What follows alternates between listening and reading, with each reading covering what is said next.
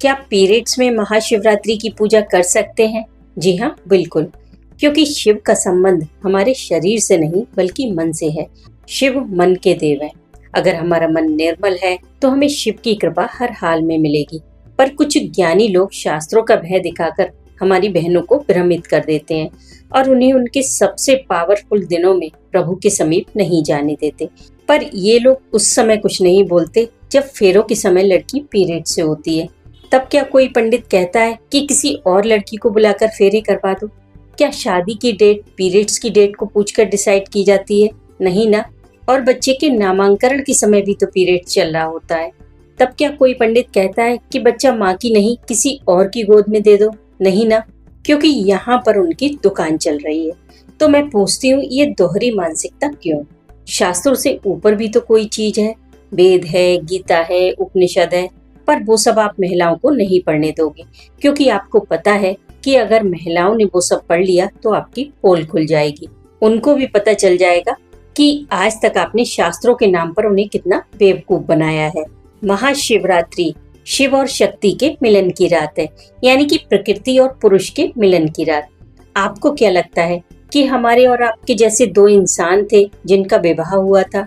नहीं, ये परमात्मा और प्रकृति के मिलन को बहुत ही सुंदर तरीके से शिव और पार्वती के मिलन के रूप में दर्शाया है। परमात्मा यानी शिव और शक्ति यानी कि प्रकृति। हमें इसी प्रकृति में रहकर शिव को प्राप्त करना है। हम प्रकृति की उपेक्षा नहीं कर सकते, क्योंकि शिव को प्राप्त करने का हमारे पास कोई दूसरा रास्ता नहीं है, कोई ऑप्शन नहीं है। जो लोग प्रकृति को रोकते हैं, बांधते हैं, उससे घृणा करते हैं, दूरी बनाते हैं या फिर उसे भोगने की इच्छा से उसकी तरफ जाते हैं, वो शिव को भूल जाएं, क्योंकि बिना प्रकृति को सम्मान दिए आपको शिव की प्राप्ति कभी नहीं हो सकती। इसीलिए अगर आपको शिवरात्रि के टाइम पीरियड आता है तो ये बहुत ही शुभ संकेत है। इसका मतलब आपके अंदर प्राकृतिक रूप से शक्ति का उदय हो रहा है। ऐसे में ना तो आपको इसे रोकना है, ना ही कोई दवा खानी है और ना ही अपने आप से घृणा करनी है कि इसे शिवरात्रि के टाइम ही आना था। ऐसा कुछ भी नहीं सोचना है। जो कुछ भी प्राकृतिक बदलाव हो रहा है उसे होने दीजिए, उसे बिल्कुल नहीं रोकना है, बस उसे स्वीकार करना है और अपने मन को पूरी तरह शिव को समर्पित करके उनकी आराधना करनी है। जो भी इस समय पीरियड से हैं, वो इस रात मंत्र जाप, ध्यान और अभिषेक करके शिव की कृपा को महसूस कर सकते हैं, उन्हें पा सकते हैं। आपको मेहनत कम करनी पड़ेगी, क्योंकि पीरियड के समय आपकी शक्ति ऑलरेडी जागृत अवस्था में है। अब बस आपको थोड़े से ध्यान की जरूरत है। इसीलिए आपसे फिर कहती हूँ कि किसी के भी कहने में आकर इतनी बड़ी रात को बर्बाद मत कीजिए। जरूरी नहीं है कि जो चीजें हमेशा से चलती आई हो वो सही हो।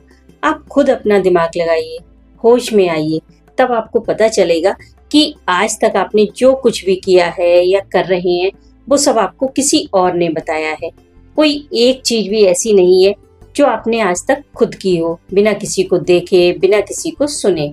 इसीलिए जब आप अपनी अंतरात्मा की आवाज सुनते हो, खुद कुछ करते हो, तब आप परमात्मा के करीब होते हो, खुश होते हो। वरना आप खुद सोचिए कि जब परमात्मा ने ये शरीर बनाया है तो क्या कोई भी चीज घृणित होगी? इसमें हर चीज की वैल्यू है।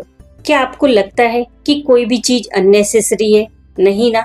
और महिलाओं को तो पीरियड्स देकर पूरी सृष्टि आगे बढ़ाने का अधिकार दे दिया, तो ये अपवित्र कैसे हो सकता है, जबकि माँ कामाख्या शक्तिपीठ में इसी की पूजा होती है। हाँ, बिल्कुल मानती हूँ कि साफ सफाई आवश्यक है। आप साफ सफाई का ध्यान रखिए, स्नान कीजिए, वस्त्र चेंज कीजिए, पर ऐसे में पूजा वर्जित नहीं है।